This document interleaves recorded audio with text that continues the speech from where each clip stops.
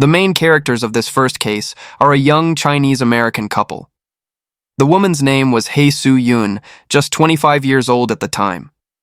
Su-yun lived and worked in Hawaii, holding a human resources manager position at a hotel. Her boyfriend was Andy Ju, 1 year older at 26. The two had known each other since high school when they attended the same school. After graduation, Andy Ju chose to settle in Seattle, the bustling port city in the Pacific Northwest. On the eve of the Kikshi Festival, August 9, 2024, Su-yun decided to fly from Hawaii to Seattle to be with her boyfriend during the Chinese Valentine's Day celebration. This was a special day for couples, and she didn't want to be apart from him at such a meaningful time. After her plane landed and Su-yun arrived in Seattle, the two met up and went shopping together. Around 5 p.m. that day, they carried bags of their newly purchased items back to Andy Ju's apartment. Everything seemed perfectly normal. However, something strange happened the following day. Andy Ju left the apartment alone in the morning. As for Su-yun, she never walked out of that house again.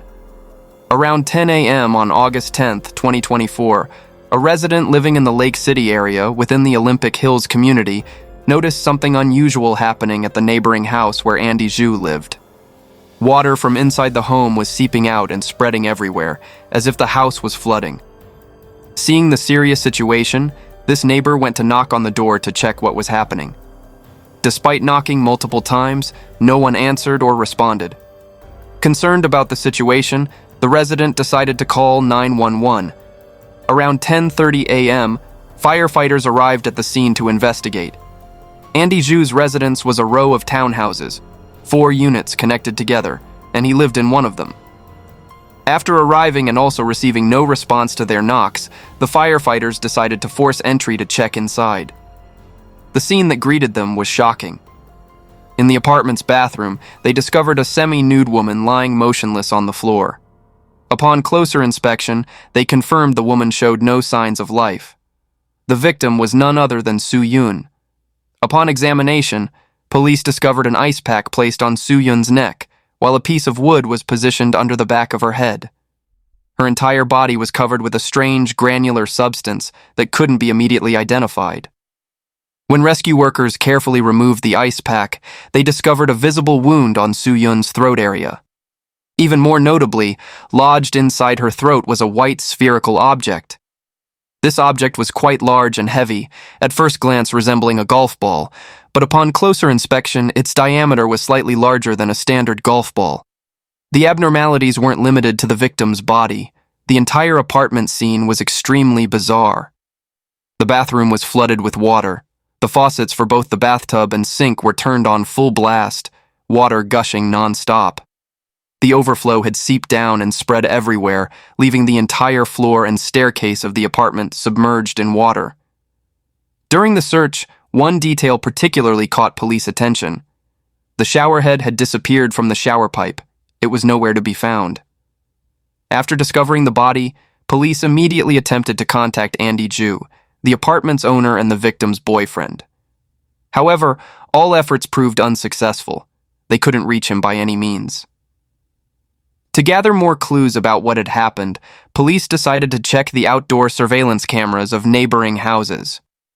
Reviewing the footage, they discovered that around 4:45 p.m. the previous day, August 9th, Su-yun and Andy Ju appeared on camera, both carrying grocery bags as they entered the apartment together.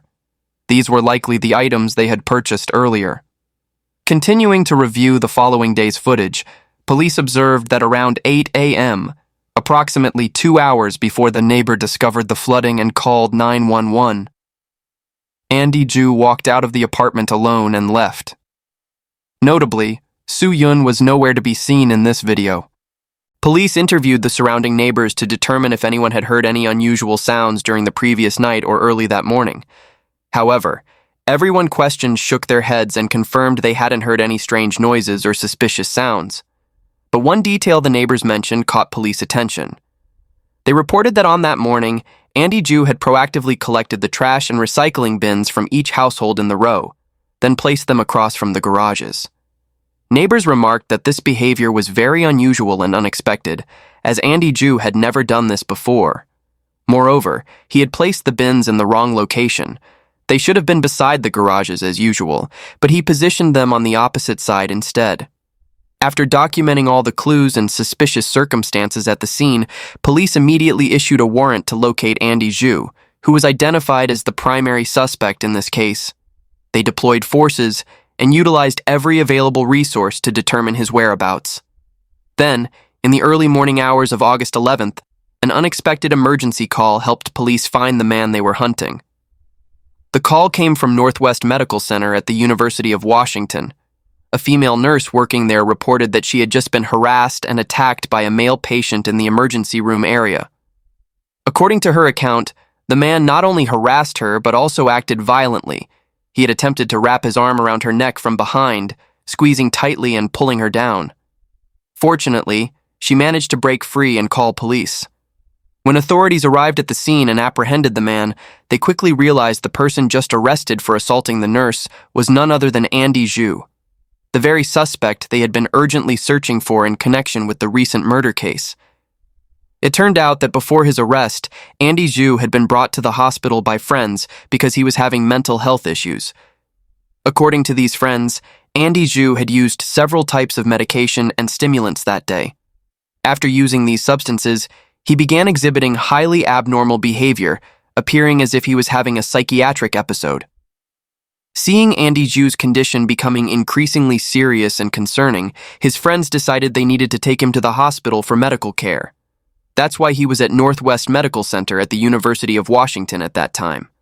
After the arrest, police interrogated Andy Zhu about what had happened at the apartment.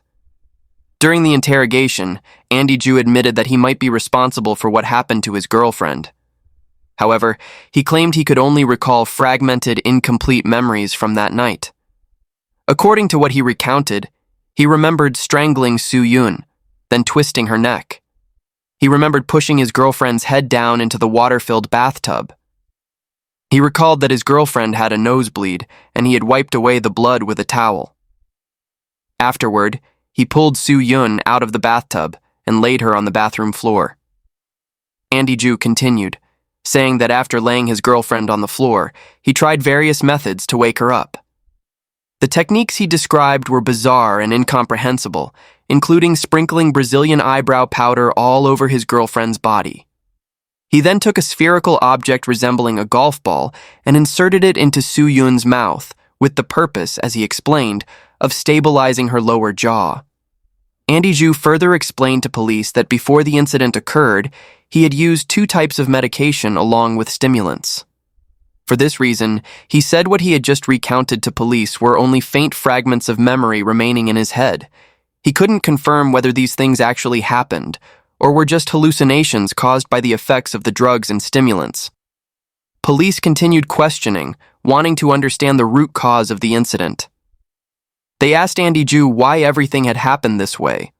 What conflict or dispute had occurred between them that night to lead to such a tragic outcome? Andy Zhu replied that they had absolutely no arguments or disputes that day. He said he couldn't remember any reason that caused him to attack Su Yun. The only thing he could recall was that Su Yun was acting very strangely, unusually, and that she had attacked him first. When police pressed further, asking him to describe specifically how Su Yun had attacked him and by what means, Andy Zhu stammered and couldn't provide an answer. He said he couldn't remember that detail. The above represents all the testimony Andy Zhu has provided to police to date. However, Su Yun's family completely disbelieves his account. They believe Andy Zhu is deliberately exploiting his drug and stimulant use, as well as claiming mental illness, as a shield to cover up his crimes and escape legal punishment. In their eyes, this is merely a pre-planned performance designed to allow Andy Zhu to deny responsibility for their daughter's death. Refusing to let the suspect escape justice so easily, Su Yun's family decided to investigate the truth themselves. They proactively contacted and spoke with mutual friends of the couple, people who had known Andy Zhu previously, to gather more information about who he really was. Through this investigation, they obtained some important information about Andy Zhu. According to what they learned, Andy Zhu was born in Shanghai, China, and is now 26 years old. His family later moved to the United States, and during high school, he lived in Hawaii. He attended McKinley High School, which is where he met Soo-Yoon. They were classmates in the same grade. According to former classmates from that time, Andy Ju was an outstanding student who consistently ranked at the top of his class academically. Not only was he an excellent student, but his mental state at the time was completely normal, with no abnormal behavior. He had never done anything excessive or exhibited deviant behavior that caused concern. Most importantly, prior to the incident, Andy Ju had no documented history of psychiatric treatment. Andy Ju also has an older brother, and both brothers grew up in an affluent family. Several years ago, after Andy Ju graduated from college, his parents, due to their advancing age, decided to return to China to settle down and enjoy their retirement. Before leaving the United States, they left each of their sons a house, ensuring their children's lives would be stable. The apartment in Lake City where the incident occurred was one of the two properties Andy Ju's parents had left behind. Since graduating high school, Andy Ju and Soo-Yoon had gone their separate ways and gradually lost contact with each other. For many years afterward, they had no communication whatsoever. It wasn't until March of this year that, for unknown reasons, they reconnected, and from there developed a romantic relationship. As for Soo-Yoon, she was born in Fuqing, a region in Fujian Province, China. Her family had been very poor since she was young, with life full of hardships and deprivation. When Soo-Yoon was only 5 months old, her father had to leave the family, going to America alone to work and send money back to support his wife and children. Her mother also had to work tirelessly to make ends meet, leaving early in the morning and not returning until late at night. Because both parents were so busy, the person who cared for Soo-Yoon daily was actually her older brother, who at the time was just a 4-year-old boy. Despite his young age, the little boy had to shoulder the responsibility of looking after and caring for his younger sister. Since Soo-Yoon was born prematurely, her body was quite frail from childhood, and she was often sick. For this reason, the entire family loved and cared for her in a special way. In 2005, Soo-Yoon's father, through family-sponsored immigration, brought his wife and children to America. After the family was reunited, the parents still had to travel everywhere to earn money, leaving Soo-Yoon with only her brother for companionship. This difficult life caused Soo-Yoon to mature early. In terms of daily living, she rarely gave her parents cause for worry. For all 4 years of college tuition, she worked part-time jobs to save up the money herself, never asking her family for a single dollar.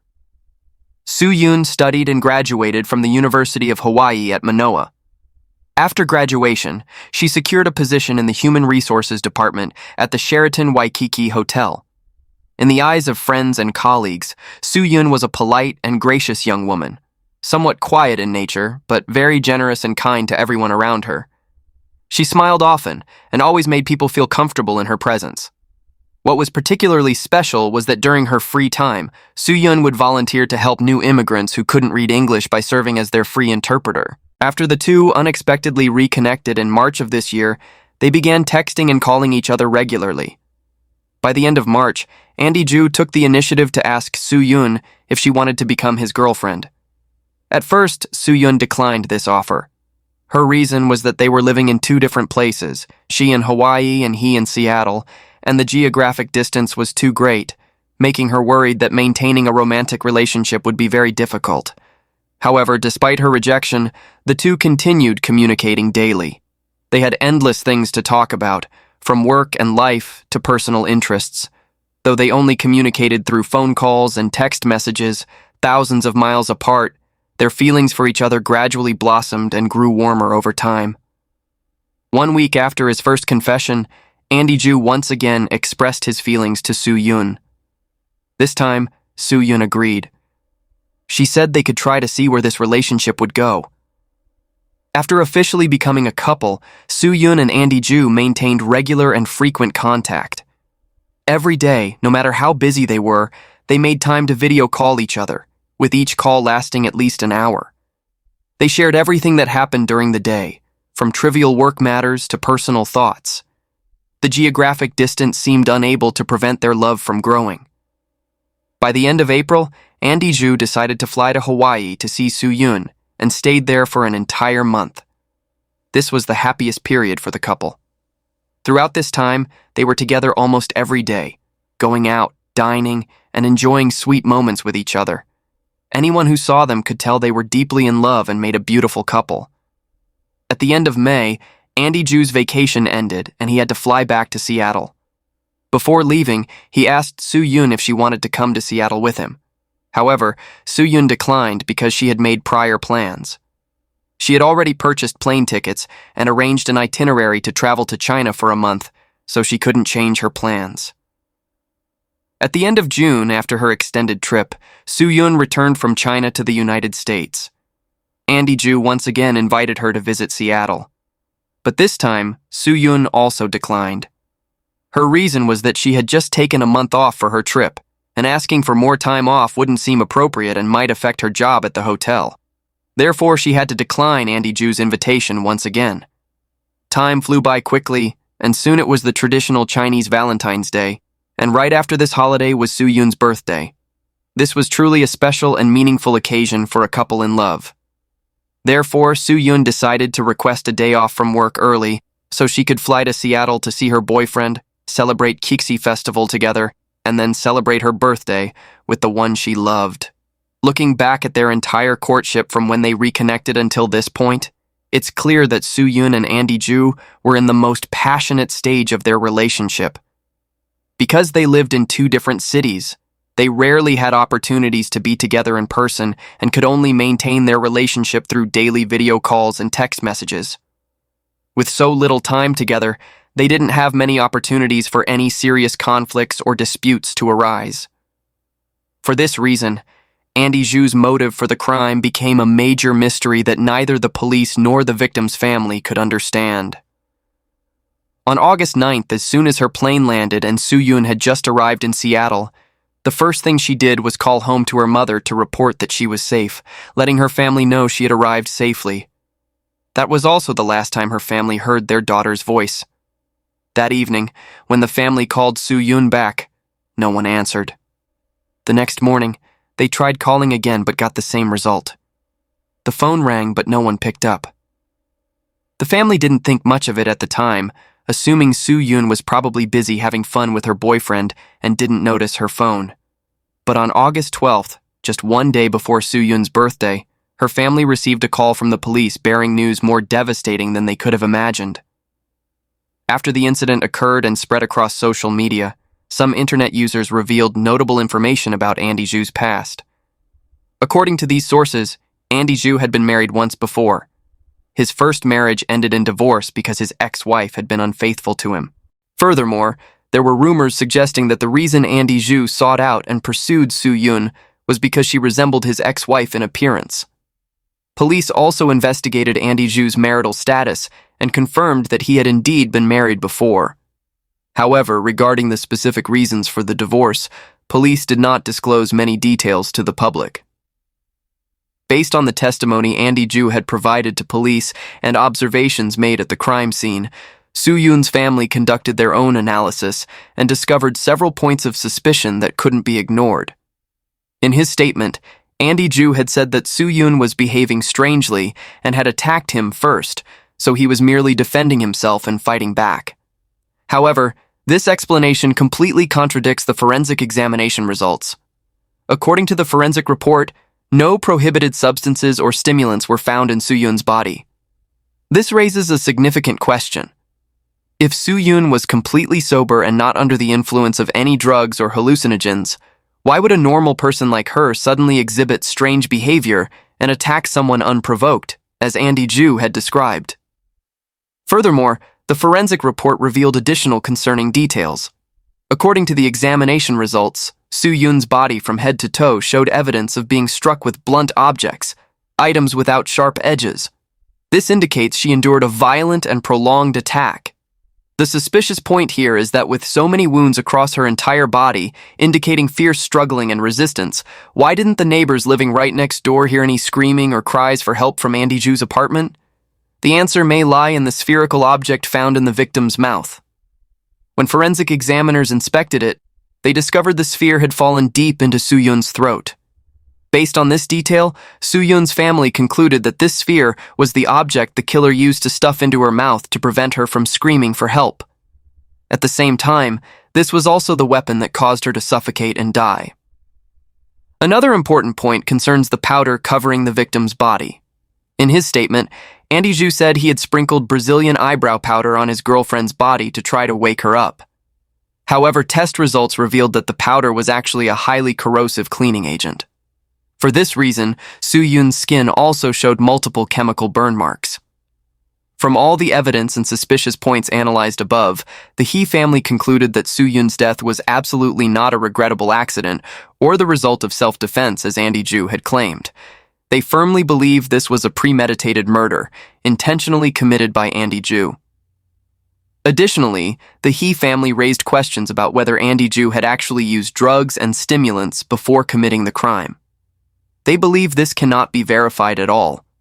It's entirely possible that Andy Zhu had carefully calculated everything in advance.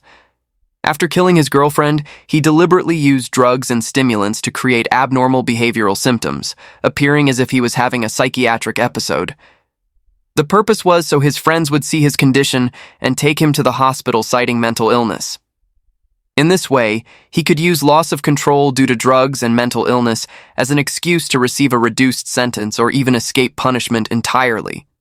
Faced with all the suspicions and accusations raised by the He family, Andy Zhu has not provided any reasonable explanation to defend himself. His attitude and that of his family after the incident has also left many people confused and outraged. Since the incident occurred until now, Andy Zhu's family has not once appeared in public or contacted the victim's family. Andy Zhu himself has not offered a single word of apology or expressed any remorse to the He family. His attitude has generally been cold and indifferent, as if what happened has nothing to do with him. Based on the evidence collected at the scene along with the suspect's testimony, police have formally filed charges against Andy Zhu.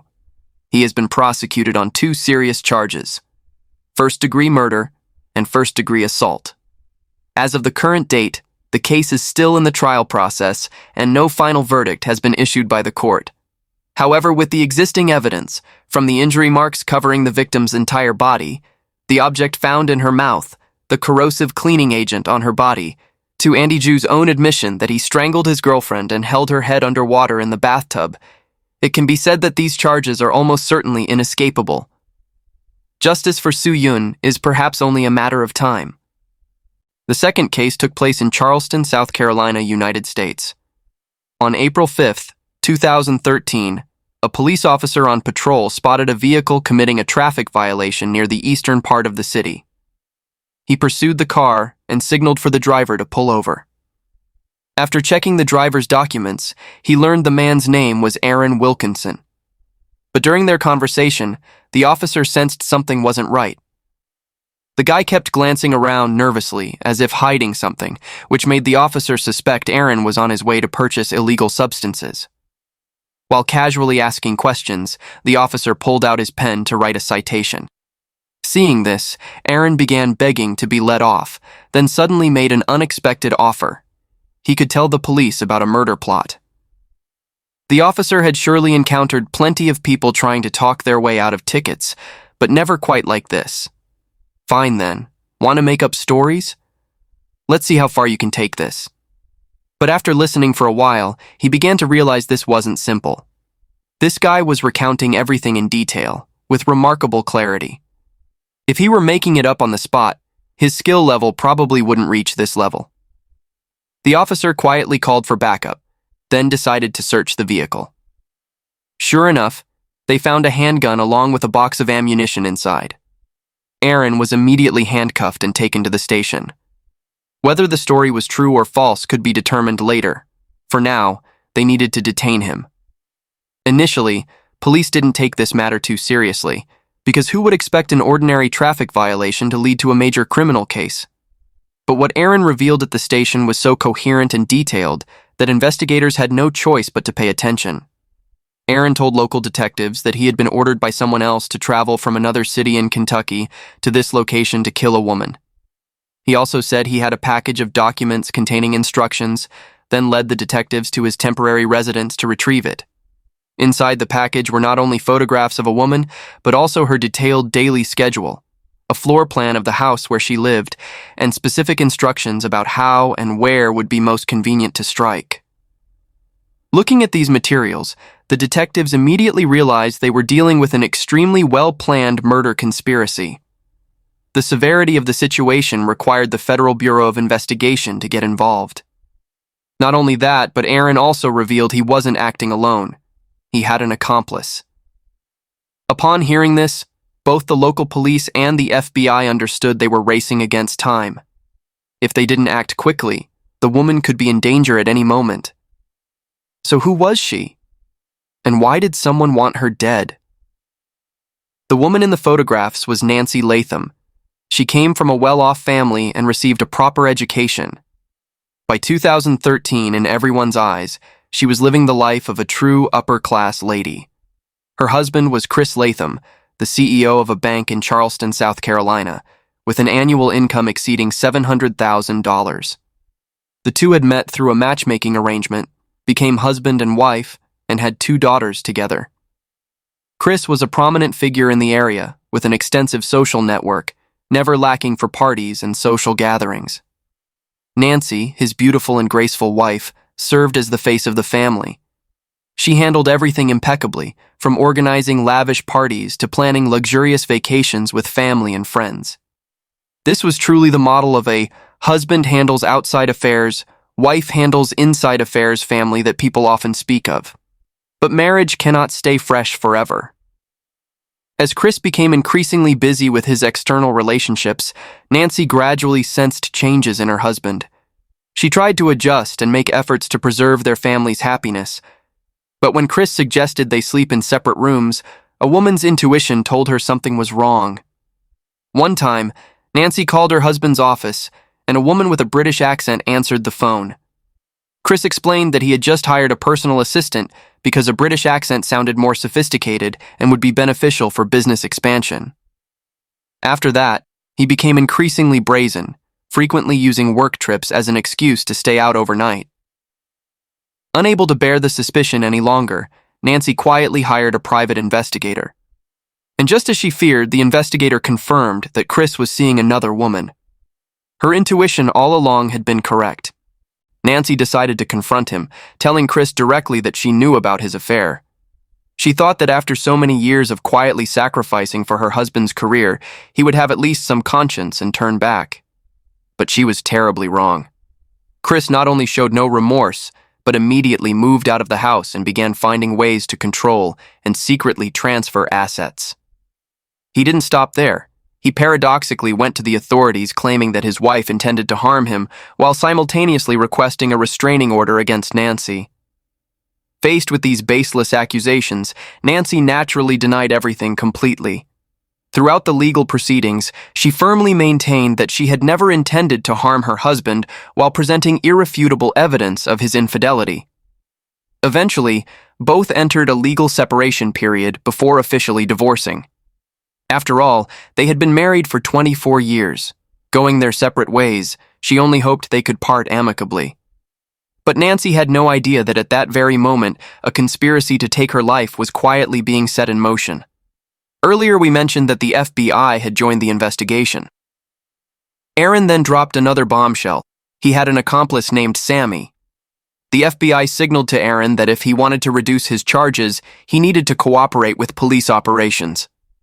He would continue pretending nothing had happened and speak with Sammy by phone while the FBI used technical means to listen in on their conversations.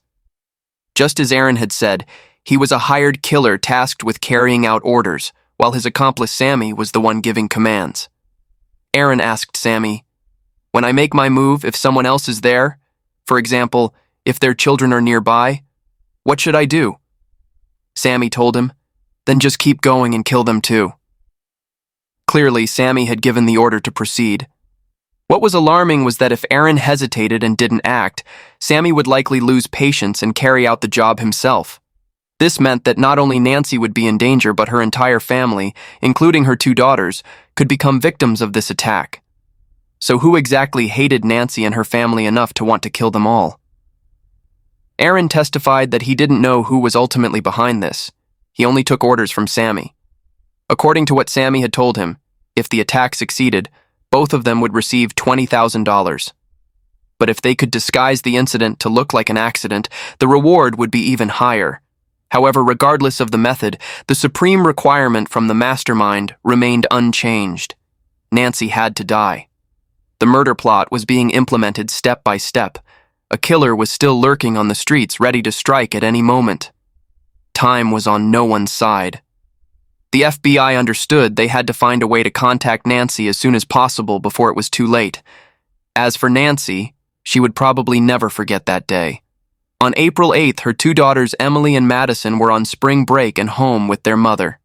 That morning proceeded like any other ordinary day. Nancy was taking a shower upstairs when suddenly the doorbell rang. Her daughter Madison ran to answer the door and froze when she saw several uniformed police officers standing outside. When Nancy finished her shower, got dressed, and came downstairs, she was completely shocked by the scene before her. Why were there so many police officers in her living room? What was happening? An officer approached her, speaking gently but seriously as he explained the entire situation. He showed her the envelope containing the classified documents and delivered news that left her frozen in shock. Someone had paid to have her killed. After giving Nancy a few seconds to collect herself, the officer asked her to calmly think carefully about who in her life would most likely want to take her life in this way. Nancy thought for a moment, then began telling the police about the not-so-pleasant matters in her family. She explained that recently, she and her husband Chris were in the process of finalizing their divorce. If she had to think about who had a motive to harm her, the only person she could think of was Chris. She went on to explain that her husband had always been quite the womanizer. There was substantial evidence showing he had affairs with numerous women he worked with, and that was precisely why Nancy had been determined to file for divorce. But what she hadn't expected was that instead of admitting his wrongdoing, Chris had turned around and falsely accused her. He claimed she was the one having an affair, even going so far as to allege that she intended to kill him.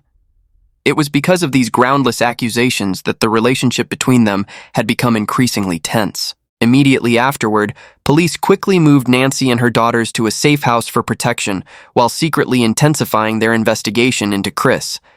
They deliberately avoided alerting him because everything that was unfolding seemed completely inconsistent with the image Chris had built over the years. After all, he was a well-respected bank executive, highly regarded in financial circles. Acting hastily without sufficient evidence could make everything far more complicated.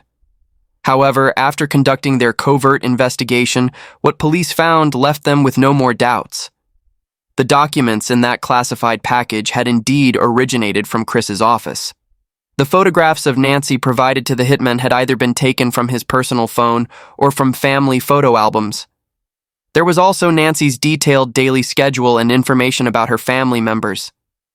These were clearly highly private details, the kind of information that only someone closest to the family could know so thoroughly.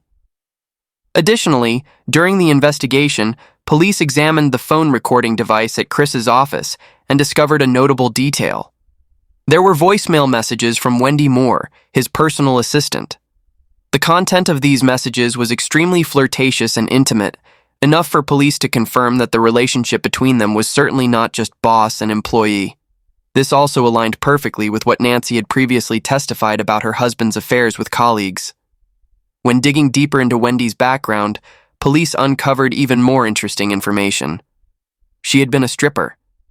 There were even reports that Wendy had once lived with her ex-husband in a house that operated as an adult film studio. And here's the almost unbelievable coincidence. Wendy's ex-husband was none other than Sammy, one of the hired killers the police were hunting.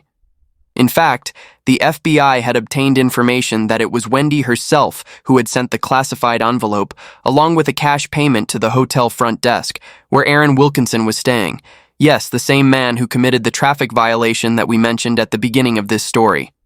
At this point, the FBI and related agencies had fully mapped out the tangled web of relationships between the figures behind this case.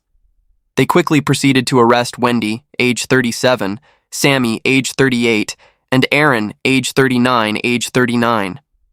However, one major question remained unanswered. Where was Chris Latham? And how deep was his involvement in this conspiracy? When interrogated about this, Wendy kept her mouth shut tight, refusing to utter a single word. Perhaps she still believed that as long as she firmly denied everything, even if it killed her, things wouldn't reach the worst possible outcome. But she was dead wrong. After all, Nancy and Chris had been married and living together for 24 years. No one understood Chris better than Nancy, and she certainly knew her husband better than his mistress Wendy did. Nancy calmly told police that she knew exactly where Chris was. She was certain he was hiding at the vacation spot where their family used to frequent. To be sure, Nancy contacted some friends who were real estate agents in that area and asked them to verify, and they confirmed it was exactly as she had predicted.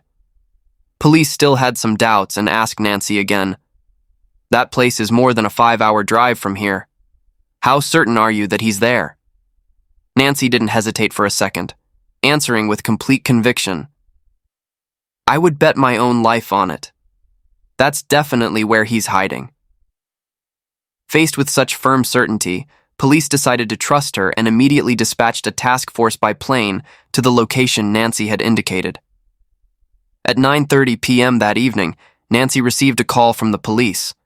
The voice on the other end announced, "We wanted to let you know, your husband has been arrested.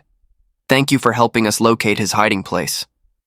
Upon hearing this, Nancy breathed a sigh of relief. Finally, the nightmare was almost over. With all 4 suspects in custody, police conducted their investigation and brought the case to trial. The evidence collected clearly showed that Chris was the mastermind behind everything. He had given his accomplices $5,000 as an advance payment and promised an additional $20,000 upon completion of the job. As for his motive, Chris didn't want a divorce because he was afraid of having to split his assets with his wife.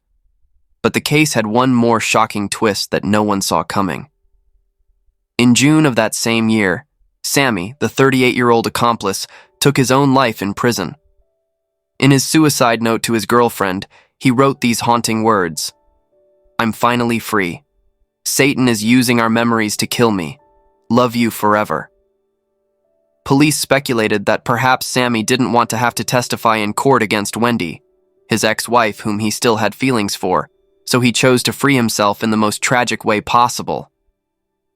On August 12, 2013, Chris Latham, the 50-year-old former bank executive who had once been so respected, officially appeared in court in Charleston, South Carolina. He was charged with masterminding the hire of assassins to murder his estranged wife. In the end, Chris Latham was sentenced to 10 years in prison for conspiracy to commit murder. Wendy Moore faced a series of more severe charges, including conspiracy to commit murder, using federal facilities to execute and solicit murder for hire, and possession of weapons in furtherance of violent criminal activity. She was sentenced to 15 years in prison. As for Aaron Wilkinson, the character we mentioned at the very beginning of this story, the man who could be credited with indirectly saving the lives of Nancy and her daughters, thanks to signing a plea agreement and cooperating with police, he received only a 4-year prison sentence, a much lighter outcome compared to his fellow conspirators. And with that, the case officially came to a close. And those are the 2 cases for today. Thank you for watching and see you in the next video.